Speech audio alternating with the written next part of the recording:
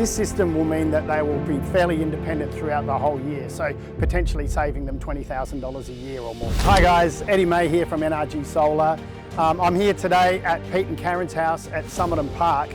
We're working on their roof at the moment and we're replacing their solar system with a whole new energy system. The system they had on the roof was built by John Buss maybe 10 years ago, and it was a great micro inverter system, probably top of the range back when it was put in. So the old system was probably saving them somewhere like $6,000 or $8,000 per year, maybe $10,000. This system will mean that they will be fairly independent throughout the whole year, so potentially saving them $20,000 a year or more. The obvious question is, why wouldn't we just put the old system back?